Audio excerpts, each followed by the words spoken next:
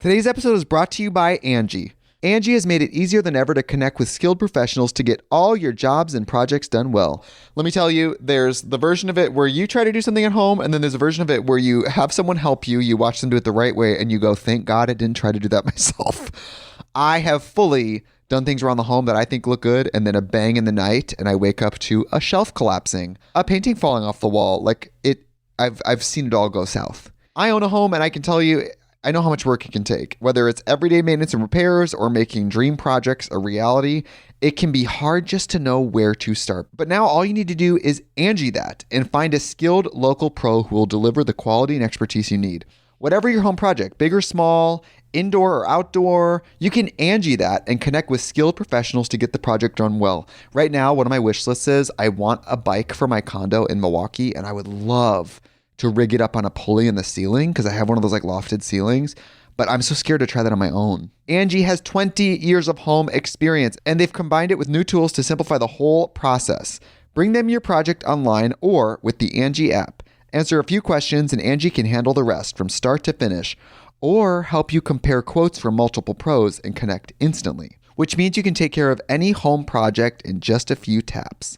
Because when it comes to getting the most out of your home, you can do this when you Angie that. Download the free Angie mobile app today or visit Angie.com. That's ANGI.com. Hi, I'm Angie Hicks, co-founder of Angie. When you use Angie for your home projects, you know all your jobs will be done well. Roof repair? Done well. Kitchen sink install? Done well. Deck upgrades? Done well. Electrical upgrade? Done well. Angie's been connecting homeowners with skilled pros for nearly 30 years, so we know the difference between done and done well. Hire high-quality, certified pros at Angie.com. Hi, I'm Angie Hicks, co-founder of Angie, and one thing I've learned is that you buy a house, but you make it a home. Because with every fix, update, and renovation, it becomes a little more your own. So you need all your jobs done well. For nearly 30 years, Angie has helped millions of homeowners hire skilled pros for the projects that matter. From plumbing to electrical, roof repair to deck upgrades. So leave it to the pros who will get your jobs done well. Hire high-quality certified pros at Angie.com. Why did the cantaloupe go to the spa? It wanted to unwind.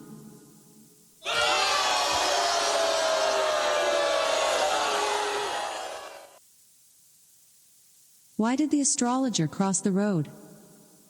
To get to the other sign.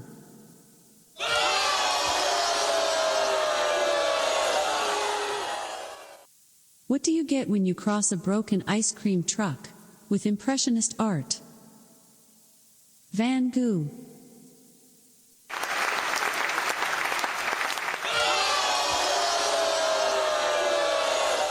If you just read the bio for Dr. Steve, host of Weird Medicine on Sirius XM 103 and made popular by two really comedy shows, Opie and Anthony and Ron and Fez, you would have thought that this guy was a bit of, a clown. Why can't you give me the respect that I'm entitled to?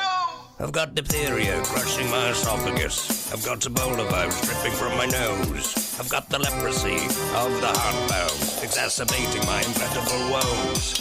I want to take my brain out and blast it with the wave, an ultrasonic, echographic, and a pulsating shave. I want a magic pill for all my ailments, the health equivalent of Citizen Kane. And if I don't get it now in a tablet, I think I'm doomed and I'll have to go insane. I want a requiem for my disease, so I'm paging Dr. Steve. Dr. Steve! It's Weird Medicine from the world-famous Cardiff Electric Network studio. First and still only uncensored medical show in the history of broadcast radio, now a podcast. I'm Dr. Steve with my little pal, Dr. Scott, the traditional Chinese medical practitioner who gives me street cred with the wacko alternative medicine assholes. Hello, Dr. Scott. Hey, Dr. Steve. And back from sabbatical, Lady Diagnosis. Hello, Lady Diagnosis. Hello, Dr. Steve. And my partner in all things, Tacie. Hello, Tacie. Hello. This is a show for people who had never listened to a medical show on the radio or the internet. If you've got a question that you're embarrassed to take to your regular medical provider, can't find an answer anywhere else, give us a call at 347-766-4323. That's 347-POOHEAD. Follow us on Twitter at Weird Medicine or at Lady Diagnosis or at DrScottWM. Visit our website at drsteve.com for podcasts, medical news, and stuff you can buy. Most importantly, we are not your medical providers. Take everything you hear with a grain of salt. Don't act on anything you hear on this show without talking over with your healthcare provider. All right, very good. Thank you, everybody. Don't forget to check out stuff.drsteve.com for all of your online shopping needs. You can scroll down, see stuff we talk about on the show, or you can click straight through. Go to Amazon. It makes a huge difference when you do that, and we thank you for doing that. Check out Dr. Scott's website at simplyherbals.net. That's simplyherbals.net. And listen to our Patreon show, patreon.com/weirdmedicine. It's just Tacie and me for the most part, and sometimes we have celebrity guests, and when we have those, we call that the exam room, and they actually come in, and instead of us interviewing them, they ask us questions. It's kind of fun. And do the Cameo. It's so cheap and ridiculous. I did a couple of today, and it was loads of fun. I'll do whatever you tell me to do, and I'll say basically anything you tell me to say.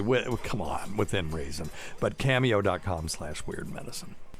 All right, very good. Well, welcome back, Lady Diagnosis. Thank you, Dr. Steve. So it's great being back. Yeah, so you just kind of took off your job because you told him I'm quitting anyway, so I'm just leaving whenever the fuck I want. Is that what happened today? Well, I said I had a dentist appointment. Hopefully they don't listen, so that's good. But yes, I am here. I mean, come hell or high water, I was coming. Statistically, it's probably a pretty good bet that they don't listen. No. Right, Tace? Yes. Okay. And then if they have any sense. And then Tacie's birthday is coming up. Woohoo! Yeah. So is yours. Sign up for our Patreon at patreon.com/weirdmedicine for Tacie's birthday. That's what she wants. It was originally designed to help Tacie get to retirement, but then she got retired by accident. Yes. Early, and so now if you want to, and actually somebody sent me something the other day that said they love the Patreon show because it's so different. So do check it out, patreon.com/weirdmedicine. Check out Dr. Scott's website. It's simplyherbals.net. Got anything interesting going on there, Dr. Scott? Only the world's greatest nasal spray. Okay. Okay, that's not an advertisement, but do you want to talk about what's in it? It's just a natural. Can you move your mic a little bit? It's a natural nasal spray with honey, baking soda, salt, and a little bit of peppermint oil. Well, so they can make that at home. They can. They sure can. Well, they can, but But they won't. Yeah. If you do it with tap water, you could be spraying amoebas up your nose. Yeah, and you got to do it kind of in the right proportions, because a little bit too much peppermint oil goes a really long way. Yeah. So that's the main thing we've got going on. Yeah. Thank you. Yeah. So thank you. Yeah. And right now is the time. Well, what about season. the CBD though? Don't you have one with CBD? And we do have one with CBD oil also. That it's been shown clinically to block certain viruses from attaching inside the nasal passages. Now, I'm not saying mine does. I'm just saying that I've seen it in writing. Okay, you've seen it in writing. That's all I read on the internet. Graffiti on the side of some building. I read it on the internet. CBD's good for. Yeah. No, but I would. It's excellent stuff. Be very interested in seeing that. I just think CBD in general would be good for. It's a great anti-inflammatory. It's a good route for CBD if you're into that. Yeah. But anyway, I don't know about all these other claims. No, I'm not making any claims. I mean, now it's been scientifically proven to be the best nasal spray in the world. Oh yeah. Okay. I've God. Okay, that's Dr. Scott saying that. Anyway, we better shut up. We'll get in trouble for doing an ad. But anyway, and I want to say happy birthday to the owner of our network, Mr. Cardiff. It is his birthday today, so happy birthday, sir. All right. Do you guys know anything about No Nut November? No. Nope. Okay, well, there is this thing called No Nut November. Do you guys know what month it is? It's technically No Nut November. Well, okay, so it's not right now. That when she recorded this, I know. Yeah. Do you know what day this is, Steve? So it's September, October. We've got a couple of months to prepare for No Nut November. So funny. So I'm Dr. Rena Malik, urologist and pelvic surgeon, and I'm finally going to talk to you guys about No Nut November or semen retention. No, thank you. No, thank you. It sounds like a great idea to Hold on to that semen. Yeah. I had No Nut 2020. Oh, and shut up. 21. Here I talk about all sorts of things: sexual health, Okay. urologic health, bladder health, and much, much more. Okay. Make sure if you like. She has 3 million is views. that? Oh. So I'm not crapping on her. She's obviously very successful. Every you housewife subscribe in and share this America. channel with your friends. Okay, enough. So, anyway, I just wanted to see if she said anything about the health benefits of not doing No Nut November, because there are studies that show that people who ejaculate frequently actually have a decreased risk of prostate cancer. But I believe that the number of ejaculations per month is something like 21 a month. So. That's excessive. Better get busy. So what they're talking about Got is some tendinitis. 18-years. No shit, they don't get prostate cancer. Good Lord. Exactly. Let me see what she says here. Okay. Let's see. So what do I think about semen retention or No Nut November? Well, I think if you're getting benefits from participating in No Nut November, like you're feeling more clear, you're having deeper relationships, you're feeling like you're more excited about being with your partner. Well, that is something. Or if you're less depressed because it's intentional. Right. Oh, I'm doing it on purpose. Right. I do think that she brings up a good point here where she said, well, you're feeling like you're more excited about being with your partner.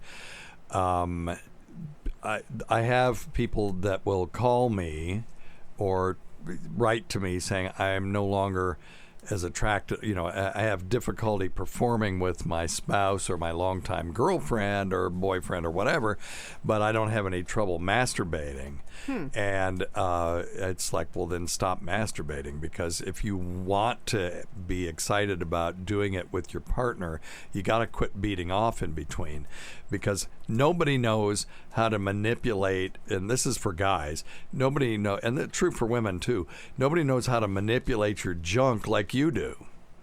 And it's a whole lot easier to bust a nut when you're doing it yourself than it is when you're sticking your penis somewhere in your partner's orifices or whatever, because they don't have the control over your junk that you do if you're masturbating. Does that make sense? Mm-hmm. So sometimes people, Bob and Tom used to say, Tacie and I used to listen to that every morning at 6 in the morning. Mm-hmm. They used to say, show me, a beautiful person, and I'll show you someone that's tired of having intercourse with them, male or female. So, but part of this is people beat off a bunch in between time and then try to have sex with their partner that they've been with for, 10, 15, 20 years.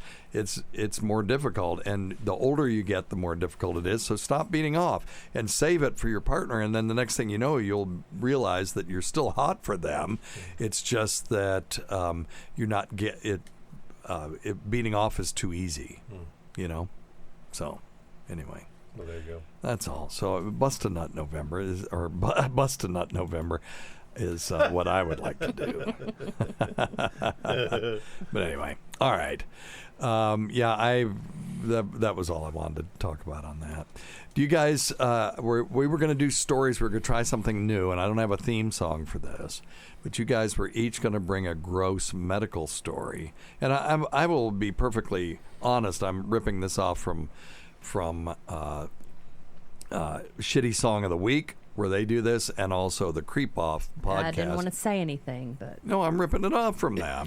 But they ripped it off from every other show where you vote for something. But I want you guys to bring a creepy or gross medical story, and then people will vote on it.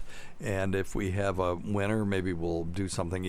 The Creep Off, which is Carl and Vinny, they do. It's a comedy true crime show, and they have to bring the worst creep in some certain topic, and then everybody votes, and if you lose 5 times, you have to spin the wheel of consequences, and the wheel of consequences is always something you don't want to do. So I don't ever want to spin the wheel of consequences, so I would prefer that we not do that. Maybe we'll do something more positive if somebody wins, rather than doing something shitty if somebody loses. But I'm going to tell you, people will be more interested if there was some having to do some embarrassing Skin in shit the on the game, line. yeah. Yeah, Yes. they would be more interested. So we'll course. see. Well, we'll try this and see. But anyway, who wants to go first? Let's let Scott go first, and so we'll go counterclockwise. That sounds like one of those deals when you're standing in line and anybody wants to go first, just step forward They'll forget about and everybody you. steps back. Yeah. Yeah. You know. Yeah. And then you're just stuck And you're there. stuck. It's like, okay. Like an idiot. All right, That's I always found me. Okay, what do you got? I found one. It's the largest or longest tapeworm ever removed from a human being. Okay, you win. Yep. Phew. Okay. So this was this dude.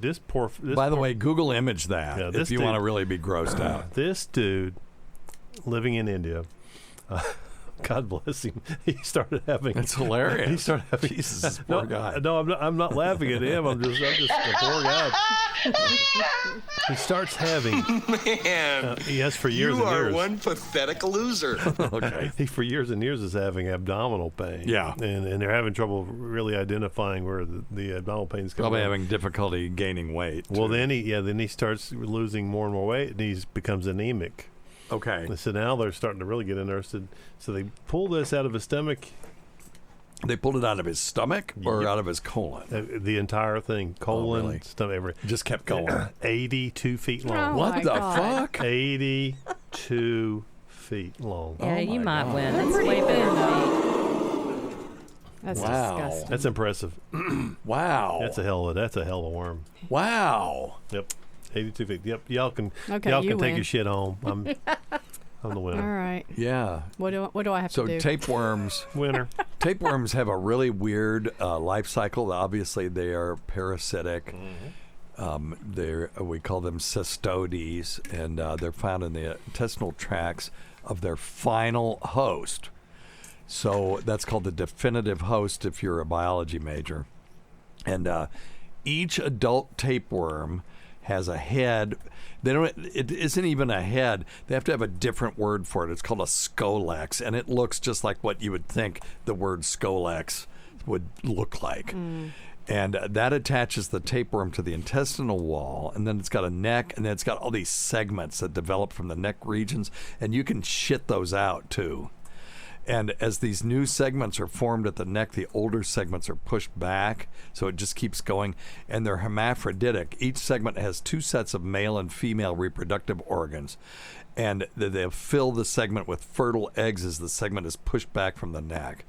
And when the segment's full of eggs, it attaches itself from the adult tapeworm and is passed in your fecal matter.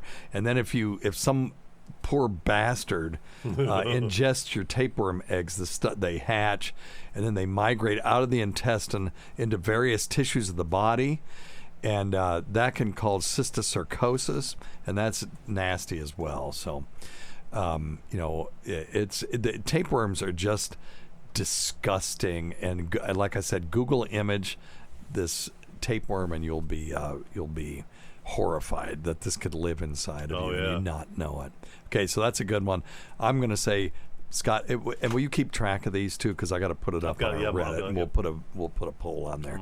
And go to our Reddit. It's Reddit/r/Dr. Steve, I think, just Dr. Steve. Okay, your turn, Diane. Okay. So this man started developing nausea and yellowing of his skin and was vomiting blood. Okay. So he had magic mushrooms ground up and made a tea of it. Oh. But he injected it. Yes. We did this story. But this is still a good one. The fact that you found this on your own, it's good. It's still good. Go ahead. There's lots of people who hadn't heard this. So he had fungus growing in his blood. Yep, and it was magic mushroom. And 22 fungus. daes it took for him to in the hospital of IV antibiotics before he was better. But he did live. So. Yeah. But that, Yeah. mushrooms Just growing eat in his 'em. blood. Yeah, just eat the Just damn eat thing. 'em. Stop doing stupid come on, shit. You don't man. have to snort stuff. You don't have to snort Drink it. it or eat it. Just eat it. Drink it. Yeah. Down the hatch. Yeah. It'll be fine. Well, and okay, we're not. By the way, we're not encouraging illicit drug use, but No. oh, we're talking about mushrooms in general. I was That's a talking about general rule. wine. As a general rule. As a people. general rule. We have these videos of people taking thimblefuls of vodka and putting it under their eyelids. That's stupid. Which it will be absorbed, but that's an asinine way to have a drink. Number one, there's no taste to it. It will burn your cornea, and it's not enough to really get you off. So just drink the damn stuff, but drink responsibly. Yeah. We had a story where someone died from giving themselves a champagne enema. And because they did 2 bottles of champagne, it was all immediately absorbed through the colonic mucosa. Because when you're drinking, you're pacing yourself, and if you get so drunk that you pass out, you just stop drinking. You from dying. But when you take 2 bottles of champagne and shove it up your ass, you can't control the rate at which it goes into your system. This person also was doing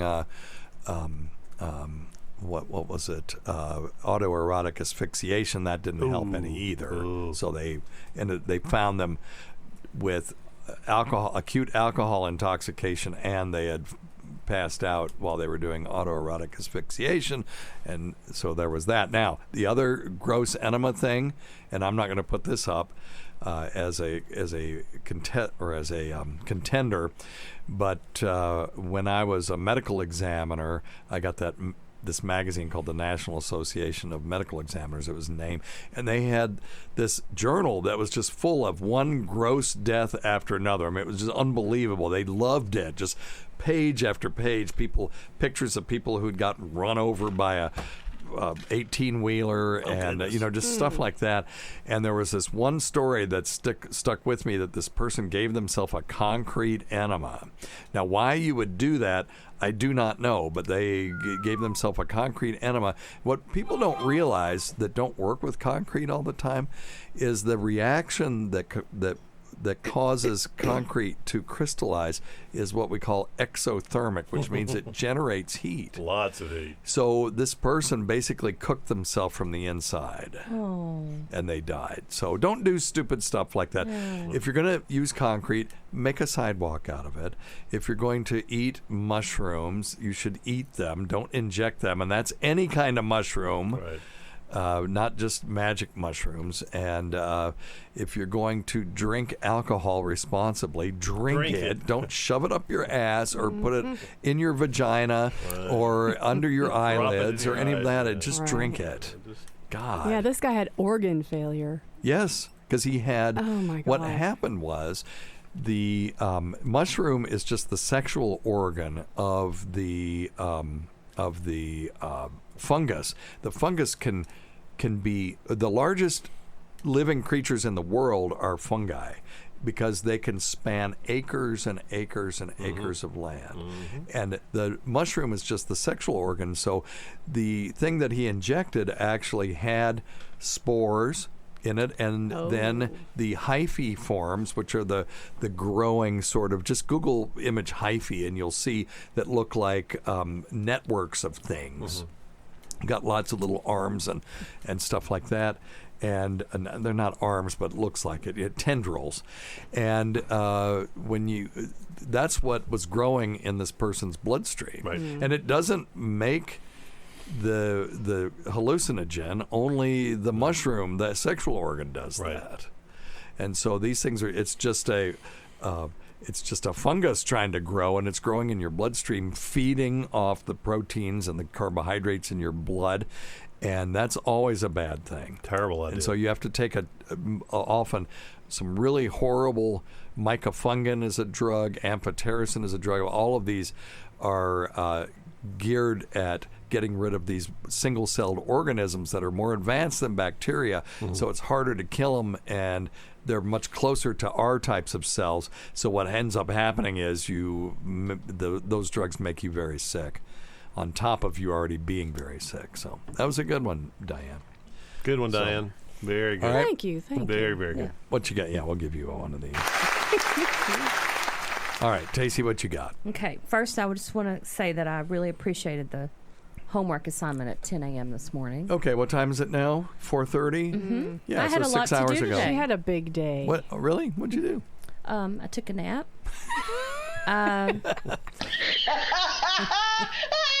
I scheduled a flight. Oh. I worked out. Oh. Ayer Yes, go the out. Very, very, very good. I love that. Okay, so my story is I'm very bugophobic. So this is all it took, and I was like, okay, found my story. Okay, and it's basic. It's very basic, but it's very disgusting, and it's just bed bugs. So this is a story. God, I can't stand this. I used to be a pest control tech and got a bed bug call. When I arrived, the guy was sitting on a bare mattress with a coffee table with a jar on it in front of him. I realized he was picking bed bugs off of himself and putting them in the jar. It was a pint mason jar, 3/4 full, and the bugs were crawling out of it. Oh, come on. And back onto the guy. You know how tiny bed bugs are? Stop. It's so gross. Oh, as God. quickly as he was putting them back in, hundreds and hundreds. I've never seen so many out in the open like that. It was a true infestation. I've got like 3 or 4 of these if you want to hear them. Nope. We're good. By the way, this is the fear of bugs is called entomophobia. So Bugophobia. yeah. I like your version better. So anyway. What else am I going to say? So it's all about No, people- keep going. Okay. This is a good one. This is horrific. Do you know how tiny bed bugs are? God, yeah. To have a pint jar where they're just overflowing and crawling out of there. Can you imagine? And he's just sitting there. Yeah, in the middle. They're almost impossible to in see. a little, he probably Almost. took all the rugs and everything, and he was just in the middle of the room trying to stay away from these fucking bugs. No, thanks, dude. Oh, you might have won this one. While I was a 4th-year medical student, I was riding with an EMS team, and we picked up a homeless man. Okay. While en route to the emergency department, we noticed hundreds of red sores. Oh, okay. When I know asked where about this the is going. wounds, the man did not know anything about them. 2 minutes into the drive, I saw movement around the man's waistline. All of a sudden, 25 to 30 bed bugs crawled out of his pants and started doing their business on his belly and legs. The man felt nothing. I grabbed one bug with a towel to verify the infestation. Instantly, all 30 bugs rushed back into the man's pants. If you don't think a full-on Simicaceae infection is gross, just wait until you see one. You will itch for a month. Yeah. As soon as you hear that there's bed bugs in that room, you'll start itching. That happens to me every time. Yeah. This person has scabies. I start itching. This person has bed bugs. Yeah. But just the imagining the guy picking them and putting them in a jar and them crawling That's back the out. grossest thing. That That's to awful. me, I was like, I'm done. I have seen lots of cases where someone comes in and they've got a wound, a chronic wound, and maybe they live on the street or they don't get a lot of medical care, and they've wrapped it up with towels or whatever. Then you open it up and it's just full of maggots. Now the maggots actually serve a purpose. I mean, sterile maggots are still used sometimes to clean up just dirty wounds. You put the maggots in there, close it up, and they'll just work their way around eating the dead tissue until it just cleans it up real nice, and then the surgeons can go in, clean up, just do a little bit of the rest, and maybe put a graft over it or something. So yeah, maggots in wounds, and it's always that's called myiasis when that happens, when maggots infest a wound. And look up, I don't know, just no, you know what? Don't do this. I'm going to tell you not to do this. Don't Google penile myiasis. No, don't do it. And when I go on a show and they say, what's the grossest thing ever, I'll tell them to Google image oral myiasis, and that always makes everybody puke. I think I've looked that up for you before. I think so, too. I was on Chip Chipperson's show, the one called Chip Army, Armey, and it was with Mark Normand. And I was not doing well until I started getting them to Google image some really gross stuff, and then it was a stellar performance. But up until that point, I mean, what am I going to do with Chip? You know, I'm not a funny person, but I can be a gross person, and that was what they needed. So You're going to be funny in 2 weeks. That's true. Oh God, is it 2 weeks? Yeah, check out the creepoffroast.com. All the tickets are sold out. It's a completely sold out event. It'll be They found out Dr. Steve was coming. my They one sold and out. only time of trying to do quote unquote stand up, and I just don't want to suck. That's all. I just don't want to suck. And but just I act do, like you're here. I do Close your eyes and do it. That's what I'm going to have to do. I'm going to do 3 to 5 minutes. I'm going to fixate on some people that I know already are predisposed to like me, and one of them is in our chat room right now, Sean Pedrick, who's going to be. he won one of the VIP seats, and he's actually coming. So, Sean, I'm just going to be talking straight to you, and you better be laughing at every joke. That's all I'm saying. That'll get me through this. 3 to 5 minutes, and I'm done. But I won't be able to drink until I've done my thing. Right. So I asked Vinny, just put me up front early. So it's at Comedy at the Carlson, September 17th in Rochester, New York, and there will be a live stream. And I think it'll be free. I don't know. I mean, with Carl, who knows? No. Anyway, all right. Hi, I'm Angie Hicks, co-founder of Angie. When you use Angie for your home projects, you know all your jobs will be done well. Roof repair? Done well. Kitchen sink install?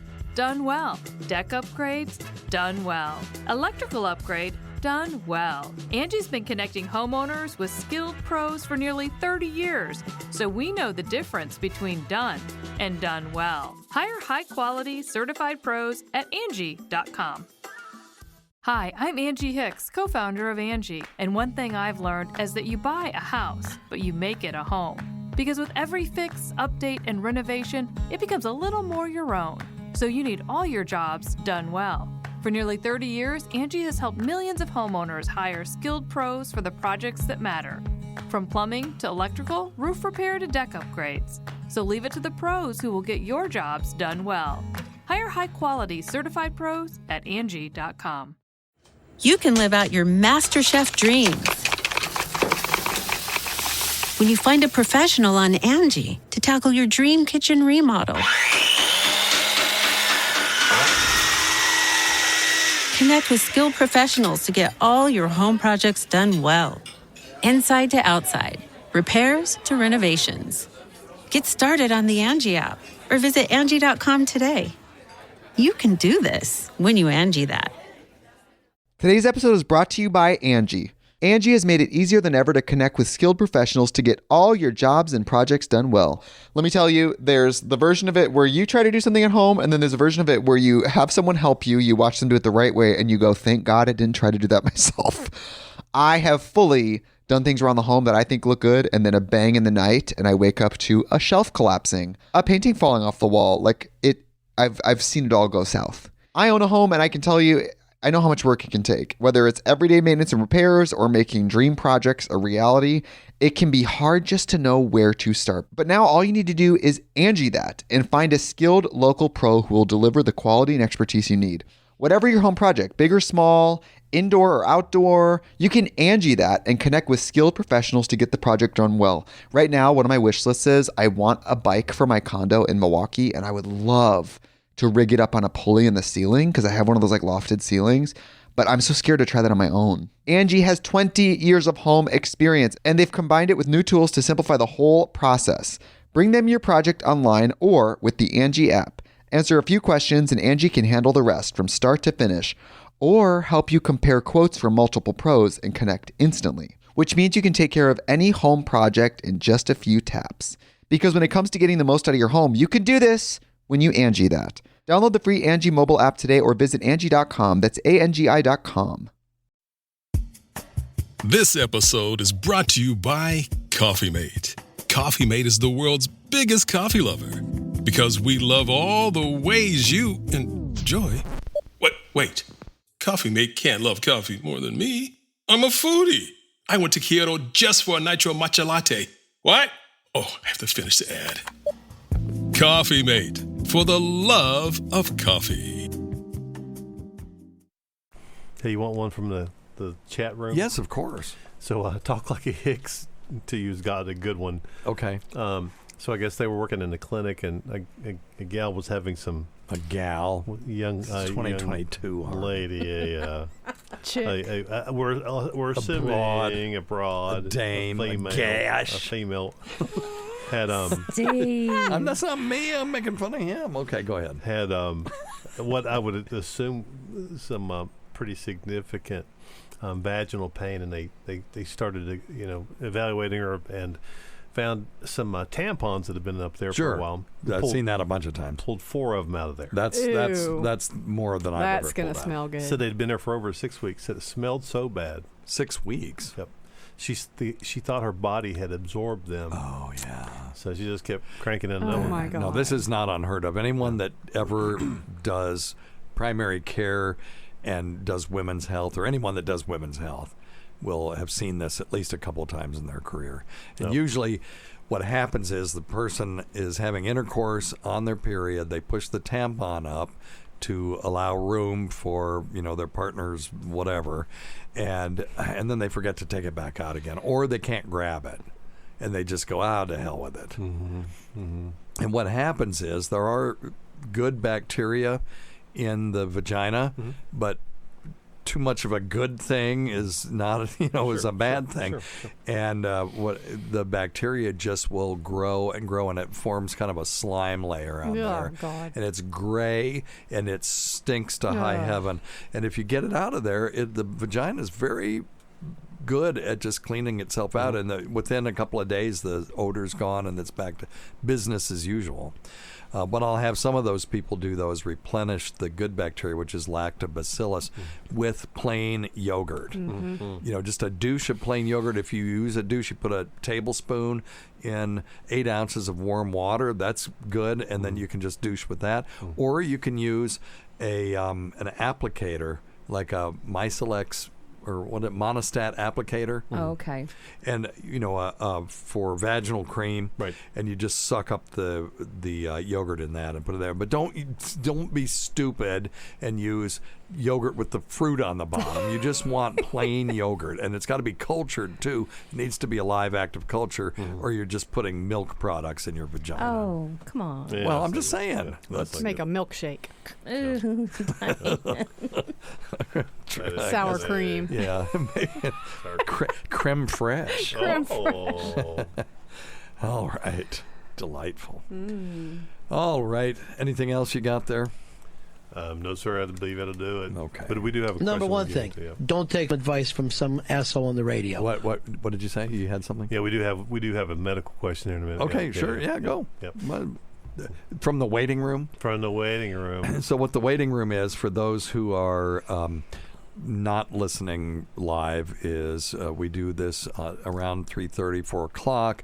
Usually on Wednesdays, sometimes Thursdays, every once in a while on Saturday. Just follow our Twitter feed at Weird Medicine, or go to our website. Go to our YouTube channel, and it's youtube.com/Dr. Steve 202, I think.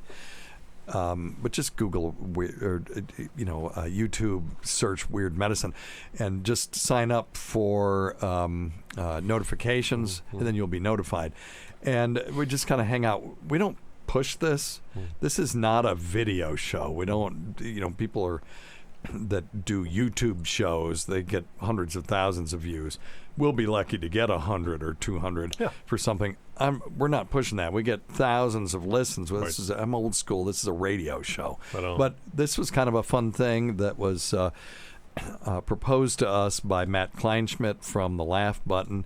And it's been fun, and so people can just come hang out, and then they can ask us questions live and stuff like that. And it's, Scott and I play horrible songs at the end, and it's fun. And Richard Kish and a couple other people hang out and go, "Oh, that was good," and they just lie to us. They just lie. You are a liar, actress. Go the out. So anyway. Yay, my favorite show. All right, so you ready? Yeah. Ryan has an excellent question here. Is it possible I'll be the judge of that. I'll be the judge of that. Is it possible that I would have a full mobility of my forearm and it still be broken after a fall? I did this the other day, and while it's really bruised and swollen, I can still move it. Is that normal?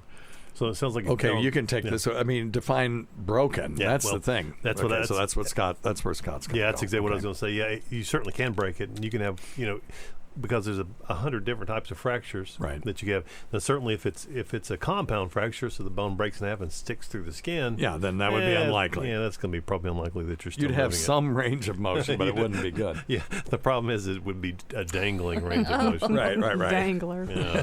That's not a good thing. But yeah, so it is. It's very possible to fall and break your arm. Yep. Or break. If you depending on how you do a spiral. You have fracture, spiral fracture, green stick fracture. green stick fractures, hairline fractures, and all these things are very, very possible. If you're concerned you fractured it, go see somebody. Let them X-ray it. Sometimes they won't see it the first time. Yeah, especially if you get enough swelling and it is a green stick spiral fracture. Hairline fracture, they might not see it initially on it'll start to show up when it starts healing, right? Yep, because they'll start seeing the calcifications of the bones. So, if you're concerned about it, I would definitely go get someone to look at it. X-rays typically the first thing they would do, and if they suspect more, they can do more invasive stuff. If it's red and swollen, it wouldn't hurt to have somebody have a quick look at it. But what I like to tell people, Dr. Steve, if you think it is broken, sometimes if you'll squeeze not where the redness and the swelling is, but I identify where the bone is. You can actually squeeze away from where you think it's broken, and if that triggers a really sensitive spot, sometimes that means there is breaking and the bones are shifting and they're moving slightly, and that can cause a lot of pain. That's what causes the most pain when you've got a fracture is the motion, and when they if they put a rod in there, you think, oh gosh, it's going to really hurt. There's a dang rod going down the middle of my bone, but when it stops the rubbing of the pieces together, it stops hurting so much. It's amazing. Yeah, it's really an incredible thing. So yes, you can have full range of motion with a broken bone. Yeah, go check it out. They got walk-in clinics. But the pain would kind of keep you from moving it, which is what they don't want you to do, right? You don't want to move. Well, yeah, depending on the kind of fracture, and how severe it is. Yeah, like Dr. Steve was saying, if it's a hairline or green stick fracture, if it's of the arm, range of motion isn't going to be as important to not do as if it were in the foot. So if you have if you got a fracture in your foot and you start walking and you keep putting all that extra weight on it'll break it and make it even worse. So. Is Lovett in the chat room She today? is, yep. Okay, She so is. Patty will appreciate this. Patty loves it. I used to give talks, well, I still do, but when I have given talks about pain management in the outpatient setting, we always tell people, we're telling you this so that you'll do it safely, not so that you won't ever treat pain. Because we got people saying, why I don't ever treat pain? And it's like, well, why don't you just say I'm not going to treat diabetes or high blood pressure then? But there's this thing called the World Health Organization analgesic ladder. And the analgesic ladder starts with, step 1 has non-opioid analgesics in it, like Tylenol, acetaminophen, ibuprofen, aka Motrin, and stuff like that. Naproxen, which is naproxen, and then step 2 would be the things like Tylenol with codeine, hydrocodone with acetaminophen, aka Lortab or Norco, or oxycodone with acetaminophen, aka Percocet. And then step 3 would be the strong opioids, morphine, hydromorphone, also known as Dilaudid, those kinds of things. Now, the problem with this metaphor is it was intended to just stratify different analgesics, but when you have a ladder metaphor, how do you work a ladder? You put your foot on the first rung, then you go to the second rung, and then you go to the third rung to work your way up the ladder, right? So what the state of Tennessee at one time was saying was, well, you got to start with stage 1, and then go to stage 2, and then go to stage 3.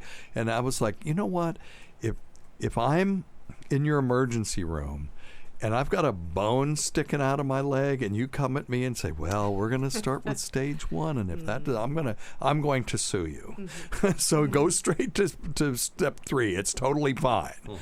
And so much misunderstanding out there. And the World Health Organization, I'm not a huge fan after how they handled some stuff with COVID-19 anyway. And I was not a fan before this because of the way that it's just a really unfortunate metaphor that they used to classify opioids. Okay. Just call them class 1, class 2, class 3. And you don't have to have a ladder. It's, it was someone's project, and they're all proud of it. And it just pisses me off every time I see it. But anyway, all right. I got criticized last week because someone said that, you were going way off the range, Dr. Steve. Dr. Scott had to rein you in, and I sent him back. I said, if Dr. Scott has to keep me straight, I really must have been pretty effed up. So anyway. Well, what? What did you go off the range about? I don't know. I go down on these tangents all the time, but I just talk about things that I find interesting. Thank God Dr. Scott's here. I know. That's what I said. I'm sure it was probably the UFO thing. Yeah, or I wasn't Star paying Trek attention. or something. Yeah, and Tacie just zones She out, was so napping. she doesn't know. Back on track, I'll cowboy. get back on Facebook. All right. Check it out. All right, you want to do some questions? Let's do some questions. Okay. Let's not do too many. It's Hey, Dr. 100 Matt degrees. Charleston, how are you? Hey, man. Good. How are you? Doing good. Yeah. Good. Hey, so they've got this article from Neuroscience News. It says a synthetic embryo with a brain and a beating heart grown from stem cells. Oh. Thoughts on that? Can somebody Google that to see if that's real?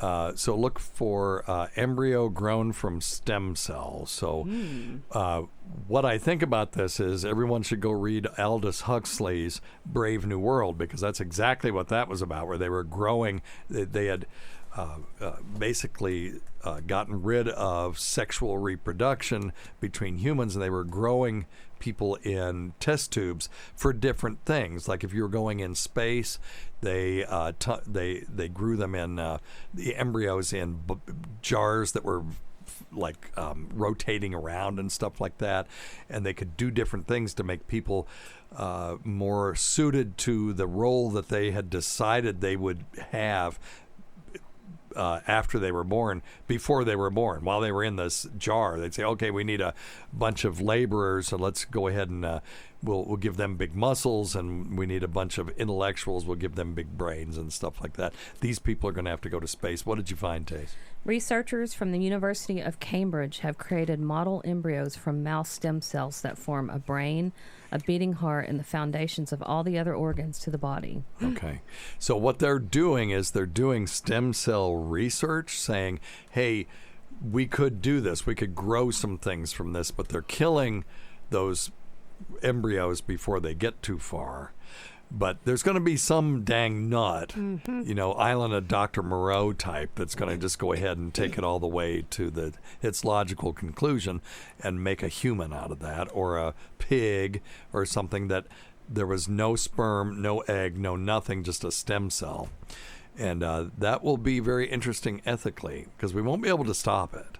We'll say, we won't do that, and we'll sign a bunch of treaties that we're not going to create artificial humans this way, parthenogenic humans, which is what they would basically be, and or asexually reproduced humans, and we'll sign these treaties. That isn't going to stop somebody in a lab from doing it anyway, No.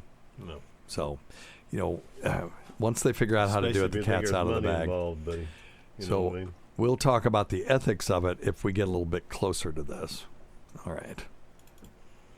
Let's see this one. Hi, Dr. Steve. I found your radio station on Sirius, and I wasn't paying very much attention. Of course, when nobody does. I heard someone call in about a supplement that they started taking from your show that helps with cancer. And so I don't know how else to get a hold of you. I'm going to continue looking online. Okay. But does anybody remember what she's talking about? No. I don't either. But I did find something interesting recently, that there's some data on frankincense. Have you seen this? Yes, for I have. colon cancer. I have, yeah. And the data is not bad. It's not good. I want prospective, double-blind, placebo-controlled trial on frankincense. But I'll tell you, if I get diagnosed with colon cancer, hell, I might take a little frankincense. Yeah, it's not going to hurt. Yeah. I didn't see any downsides to it. No. Yeah, frankincense has been used for years to treat a bunch of stuff, and they have seen some, clinical stuff where it might help with different kinds of cancers, specifically colon cancers. Yeah. It's, let me see. Pretty incredibly strong medicine, but I'm not real sure what she's talking about. That does not ring a bell. Okay, here we go. This is from MUSC. It says Medical University of South Carolina, not a crap university. Cancer surgeon and researcher Nancy DeMore is leading a clinical trial using frankincense to try to treat breast and colon cancer at MUSC. She's done extensive research on new treatments for breast cancer, was willing to put this to the test after she had I guess it was a postdoc that researched frankincense as a treatment of breast cancer as an undergraduate student. That was Ingrid Bonilla. And they said that this stuff called boswellic acid, an extract from Indian frankincense, may help patients by reducing inflammation. So inflammation is certainly involved in cancer. There's no question about that. As a matter of fact, at breast cancer, you can have a type of breast cancer called inflammatory breast cancer that's really, really angry. And those are usually people that are young with very active immune systems. So their study is a window of opportunity trial that takes advantage of the window of time between initial diagnosis of breast or colon cancer and surgery to remove the cancer. They will take this boswellia while waiting for surgery. I guess boswellia is it's the scientific name, I think. Scientific name for frankincense. Right on. Yeah, I take boswellia every day. Do you? I sure do. Really? I sure do take boswellia every morning. Why? For arthritis, yeah. Oh, for arthritis, and because it's an inflammation, anti-inflammatory. For the GMUT. Why not turmeric? Why don't you do that? I do that as well.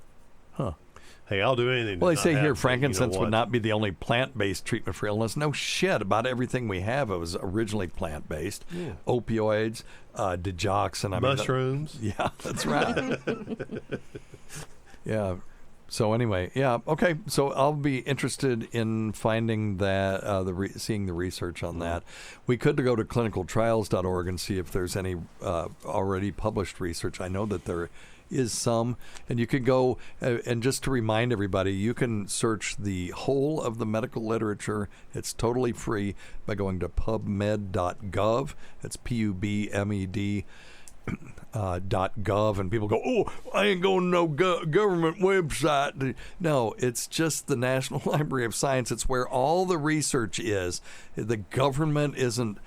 This is one of the places where they're not curating anything in there and shadow banning things. All research that's been published that has an agreement with PubMed goes there, and it's just National Library of Science. But anyway, and that's where a place where your tax dollars are actually going to do some good.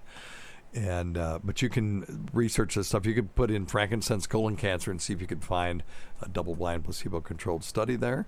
And I'm hoping that that's what Scott's doing right now. So anyway, if very you knew interesting. How to spell frankincense. I just type in boswellia. It's Frankenstein came up. Hey, Dr. Steve. It's Andrew from Pennsylvania. How are you? Good, man. How are you? Good, good. Oh, good. Dr. Steve, I have a question about clinical vaccine trials. Yes. I enrolled in a phase 3, double-blind, placebo-controlled study of a Lyme disease vaccine by Pfizer. Interesting. Okay. So, will you look up the Pfizer? That's one of my topics today. Oh, really? Yeah, was the Pfizer Lyme disease? Will you see what kind of yeah. vaccine it is? Is it, since it's Pfizer, I wonder if it's an mRNA vaccine. I know I have a 50-50 chance of getting the placebo or the medication. My question is, has anyone studied if the placebo injection of saline results in similar arm soreness as Give yourself typical a bill. vaccine? Yeah. My injection site arm pain felt much like other vaccines, but I don't know if that could be the placebo effect or not. Yeah, so this is a great question. And when I was we had that same question. Yeah, when I was in the Pfizer. Well, that's right. Diane and I were in the Pfizer trial at the same time. Mm-hmm. And in that one, I asked them, I said, what's the placebo in this? And they said, oh, it's saline. I went, okay, well, then I know I got the vaccine because it caused pain that saline wouldn't do. Mm-hmm. But some of the other vaccine trials, they'll actually use things like, what was it? They used a different vaccine for the placebo. And I can't remember. Oh, shit. Well, anyway, yes, they take that into consideration. They'll use something that will cause inflammation as their placebo, and so that people can't tell which one they got. So can he ask? You can ask. They don't have to tell you. Okay. because you sign a thing that says that you're going to, participate in a double-blind, placebo-controlled trial, and that you're not going to try to unblind it before it's time. Now, if in our case, when the vaccine actually hit the market, the trial was still going on, but what if you had gotten the placebo? You were like effed, right? You're hanging, yeah. So what they did was they unblinded it at that point, and if you got the placebo, they called you in to get the vaccine. And then what they did was a post-marketing trial after that, what's called a phase 4 trial, where you look for adverse effects and good effects, efficacy, past the point that the drug or the vaccine hits the market. So anyway, that's what they did with that. So did you find out anything? What kind of vaccine is it? Is it a traditional vaccine or is it mRNA? I haven't found that part, but what I did find, which was interesting, was the fact that this actually works. It's 3 doses and a booster, but the tick, when it first latches onto you, yes, it goes up. This vaccine goes up into the tick and works on the tick. What? And this allows them being able to put the bacteria into you. Very strange. Yeah, that's what I just read. Okay, well, isn't that interesting? Okay, it's totally different. So I'm reading here that it is a antigen type. It's not an mRNA. Antigen, okay. Yeah, so it says the randomized placebo-controlled phase 3 Valor study is planned to enroll approximately 6,000 participants, 5 years of age and older. Damn. Wow. Data from phase 2 studies continues to demonstrate strong immunogenicity in adults as well as children with acceptable safety and tolerability profiles in both study populations. But of course, phase 2 studies are very small, so you got to do the phase 3 study to tease out those rare adverse effects.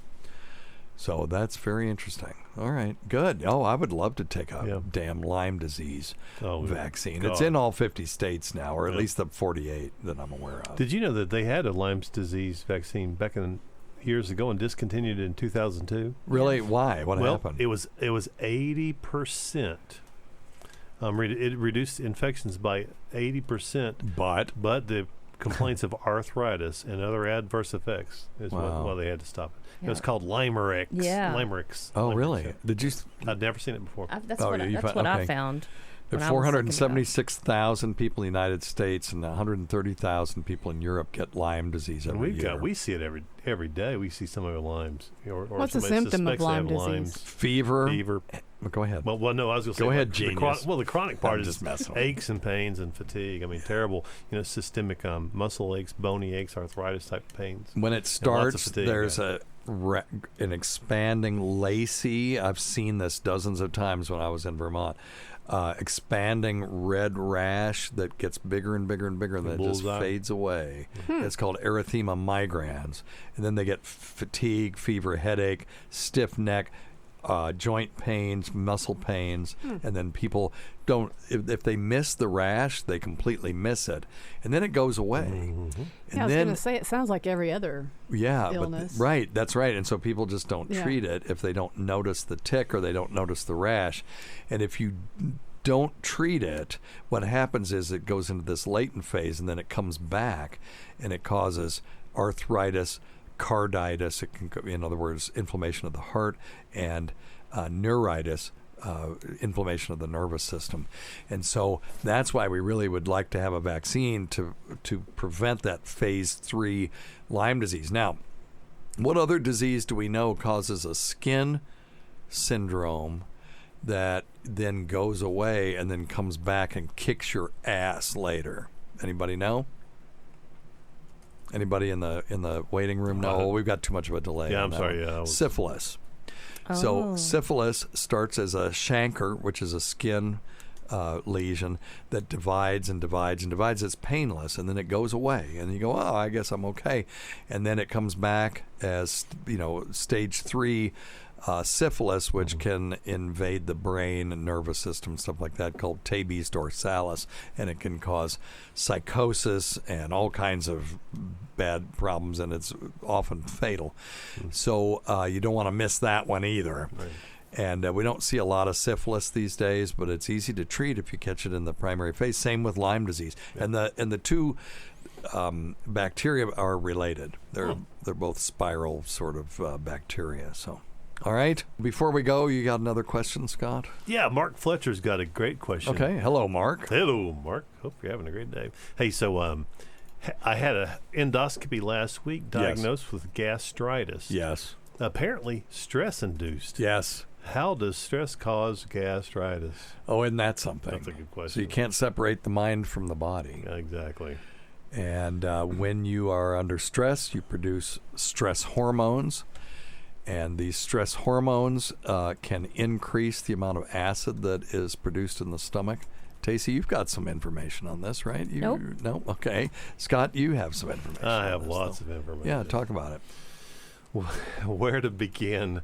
50 years ago, I started having stress in my life. Try talking into the microphone so somebody can hear you. No, it's so. The way I describe it is, we all have places in our body that have weaknesses, and stress tends to really accelerate those weaknesses. Some people have headaches. Some people have neck and shoulder pain. Some people have gastritis, which is inflammation of the stomach lining. Yep. And what happens is, with all the stress, a lot of times extra, as you said, these stress hormones are produced, and a lot of times extra acid is dumped into your stomach. Yeah. And subsequently, and you know what else happens too with stress is you decrease the amount of protective lining stuff, prostaglandins, mucus, and stuff to the inside of the stomach, which makes it even more much more susceptible to the acid. Yeah. And it's vital that you get it treated for a number of reasons. You don't want to wind up creating a Barrett's esophagus. Yeah. Which is the inflammation of the esophagus, the esophagus, the sphincter there. Hence right? the name. The name. Right. You certainly don't want to developing stomach ulcers, which is what I did, because I'm an overachiever. So, gastritis is a real thing, and one of the ways, Dr. Steve, we can tell people. And gastritis just simply means inflammation of the stomach, and we can typically we can kind of guess if they've got a stomach ulcer or gastritis based on when their pain in their that's a stomach good one. Yeah, go ahead. Go. So real quick, if you have pain immediately when you eat, or almost immediately when you eat, that's typically gastritis, because the stomach gets really irritated. Usually, if you eat and it makes your stomach feel a little bit better, typically that's an ulcer. And conversely, if you don't eat, the extra acid in there is not absorbed by the food, can make your ulcers worse. So that's the way I was trained. You may be different. Okay, but that's how we were makes trained. sense. I'll let you have that one. But if you can, but as soon as that food hits that stomach, if it just blows you up, it's like, oh my! And some people don't want to eat. Yeah. When they have gastritis, because it causes they get intense afraid pain. to eat. Yeah. We've got a kid like that. Yeah. So what do they do for that? We treat it with medicine or just herbs? Well, or do you just eat certain things? Stress reduction, meditation, stress reduction, using the TRIP app, TRIPP.com. If you have an Oculus, throw that thing on. It's clinically basically proven to decrease your stress level, at least temporarily. I don't have any data on it reducing gastritis, but it can't hurt. Yeah, can't hurt. And then we treat, since excess acid is a problem, you can treat people with acid reducers, either the H2 blockers like famotidine, or proton pump inhibitors, because hydrochloric acid is basically just a naked proton with a chloride ion attached to it, or paired with it. And so proton pump inhibitor, if you decrease the amount of protons being pumped into the lumen of the stomach, you'll decrease the acid by definition. I found a deep dive here as far as the pathophysiology of gastritis that's caused by stress. Stress results in the release of a thing called angiotensin II, which decreases blood flow to the mucous membrane. And that causes reactive oxygen species formation, which attacks DNA and results in 8-hydroxydeoxyguanosine formation. That's 8-OHDG for those who already know that. This results in oxidative mutagenic byproduct and subsequently oxidative stress on the mucous membrane. On the other hand, naturally produced nitric oxide is believed to protect against stress gastritis because it promotes vasodilation, or opening of the blood vessels, which would increase blood flow, which would increase repair. So that's how they would describe this in the medical literature. Not that just what you need to know is stress bad, not stress good, and that it's treatable. But gastritis better than ulcers, and ulcers obviously better than precancerous lesions, et cetera, et cetera. So on the spectrum of things wrong with your stomach, I'll take gastritis because it's the easiest to treat. Yeah. You don't want people afraid to eat, though. No. No. And you don't want people afraid to go to the doctor or their healthcare provider to deal with this either. Oh yeah, of course. No, totally. That's it's something you got to stick with. Get an Oculus Quest. I guess it's called MetaQuest now, and get that Trip app. Mm-hmm. That is the thing. And they've got a free demo that you can download. And even if you don't have stress-induced gastritis, this thing is it's amazing. It takes you to another world, and you just float, and it's like being in sensory deprivation. And the president of the company reads the meditations to you. Diane, you've done this, right? No, I've just done TM. I've not done this Oculus. I thought you did. Well, Tacie, you've done it. Yes, and it knocked Bobby Kelly out. It did. Bobby. About 30 seconds. It's true. He was sitting on the thing, and apparently he was exhausted, and he put that thing on. It put him right to sleep. Funny. Ooh, I need that. The first time I did it, they had a bug in it, which they've subsequently fixed. But I got stuck because you rise up in the air, and then you go to this next breathing exercise, and there's the light that tells you how to breathe, and you can see your breath going in and out.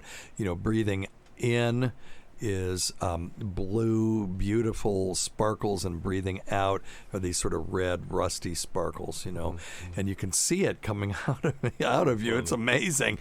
And then the last level, you rise up and you're above the earth and you're looking down, and the music, it's kind of that spa music with the binaural beats that's supposed to induce a trance-like state. And then they're talking about look below, there's no boundaries, there's no borders, all this stuff, and it's all very peaceful and hippified, but it's amazing.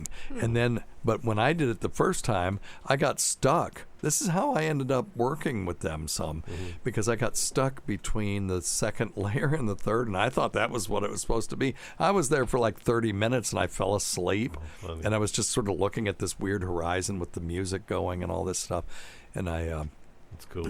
I emailed customer support and said, was that supposed to happen that way? And I got the president of the company emailed me back, and I was saying, wow, that doesn't usually happen. Wow. So, yeah, it was cool. So, anyway, Trip's amazing. Yeah. Before we go, real quick, gastritis, inflammatory things like NSAIDs, specifically Advil. Yes. Oh, absolutely. Those will blow your stomach up. So if you're taking those, find another way. Really, if you're on aspirin, and I learned this from Tacie, if you're on aspirin to prevent heart attack and you're taking a non-steroidal anti-inflammatory drug like ibuprofen, you're actually considered high risk for GI bleeding. Right. And you should be on a proton pump inhibitor at minimum to protect yourself from GI bleeding, but you should be talking to your primary care provider about Steve, that. haven't they decided that you shouldn't be taking baby aspirin for heart attack prevention? Well, it depends. The USPSTF keeps changing it. No, they keep changing it all the time. Yep. And now they're saying if the benefit outweighs the risk of stroke, then you can go ahead and take it for, let me see, primary prevention. Let me look this up. I'm going to cut this part out. Okay, aspirin for primary prevention. Here we go. So this is their newest thing, aspirin used to prevent cardiovascular disease. This is from the USPSTF, which is the U.S. Preventative Services Task Force. And so they're now saying adults aged 40 to 59 with a 10% or greater 10-year cardiovascular risk. So you have to do that Framingham calculator that we've done. If you don't know what we're talking about, just Google Framingham calculator, and you have to punch in some numbers, including your cholesterol. If you don't know what your cholesterol is, you're probably overdue to see your primary care. Go get enough things to plug that in and see what your risk is. And it says if you have a 10% or greater risk and you're under the age of 60, the decision to initiate low-dose aspirin use should be an individual one. Evidence indicates that the net benefit of aspirin use in this group is small, but it's non-zero. Persons who are not at increased risk for bleeding and are willing to take low-dose aspirin daily are more likely to benefit. That is grade C evidence. It's not good. Adults age 60 years or older, they recommend against initiating low-dose aspirin use for the primary prevention of cardiovascular disease in adults 60 or older. So there you go. So I guess I need to stop my aspirin again because they keep changing this. You know, this was a new recommendation as of April. I guess I missed that. So I'm glad you brought that up, Tacie. Yeah, I thought I read that too. Thank you. Give yourself a bill. All right. Actually, I knew that. I just wanted you guys to seem smart. Thanks, Steve. You're welcome. You're the best. All right. Thanks always go to Dr. Scott. And to Lady Diagnosis, welcome back. Thanks for being here. And to Tacie. And don't forget to go to our Reddit, our subreddit, and vote for who had the most disgusting story. Remember the bugs crawling out of the jar. Yes. Ooh, yeah. Or the fungus Tapeworm. growing in the guy's bloodstream. Which is disgusting. That is probably, if we had a category of dumbest thing, I that would know. be one. And then the 80-foot tapeworm 80 foot. that was just shitting out eggs, pieces of that's terrible. Yeah, that's pretty awful too. Thanks to everyone who's made this show happen over the years. And listen to our SiriusXM show on the Faction Talk channel, SiriusXM channel 103, Saturdays at 7 p.m. Eastern, Sunday at 6 p.m. Eastern, on demand at other times at Jim McClure's pleasure. And many thanks to our listeners whose voicemail and topic ideas make this job very easy. And thanks to my niece Holly, who will get mad if I don't do a shout out at the end, even though 90% of the shout outs at the end of the show before this were basically her. I was just totally giving you crap. I know. with I'm that. going to reinstitute it. I just want to make Oh, you feel God. bad. Go to. See? I was just giving you crap. Okay, well, I'll put it back in. No!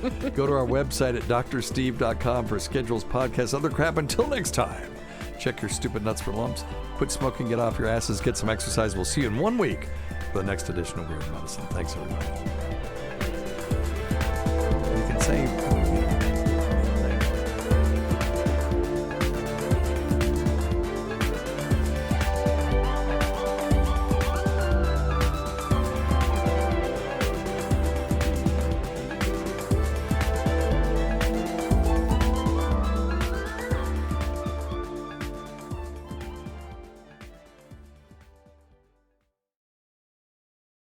Today's episode is brought to you by Angie. Angie has made it easier than ever to connect with skilled professionals to get all your jobs and projects done well. Let me tell you, there's the version of it where you try to do something at home, and then there's a version of it where you have someone help you, you watch them do it the right way, and you go, thank God I didn't try to do that myself. I have fully done things around the home that I think look good, and then a bang in the night, and I wake up to a shelf collapsing, a painting falling off the wall. I've seen it all go south. I own a home, and I can tell you, I know how much work it can take. Whether it's everyday maintenance and repairs or making dream projects a reality, it can be hard just to know where to start. But now all you need to do is Angie that and find a skilled local pro who will deliver the quality and expertise you need. Whatever your home project, big or small, indoor or outdoor, you can Angie that and connect with skilled professionals to get the project done well. Right now, one of my wish lists is I want a bike for my condo in Milwaukee, and I would love to rig it up on a pulley in the ceiling because I have one of those lofted ceilings, but I'm so scared to try that on my own. Angie has 20 years of home experience, and they've combined it with new tools to simplify the whole process. Bring them your project online or with the Angie app. Answer a few questions and Angie can handle the rest from start to finish, or help you compare quotes from multiple pros and connect instantly, which means you can take care of any home project in just a few taps. Because when it comes to getting the most out of your home, you can do this when you Angie that. Download the free Angie mobile app today or visit Angie.com. That's ANGI.com. Hey, I'm Nolan Sykes, a host of Past Gas, the #1 automotive podcast in the world. Every week, my co-hosts, James Pumphrey, Joe Weber, and I bring you some of our favorite stories from the hallowed halls of car history. From Formula One to flying cars to races through the jungle, we cover it all. Join us as we take a look at the wild stories and larger-than-life characters behind legendary cars and car makers. So if you love cars or just like a good story, check out Past Gas by Donut Media, the #1 automotive podcast in the world.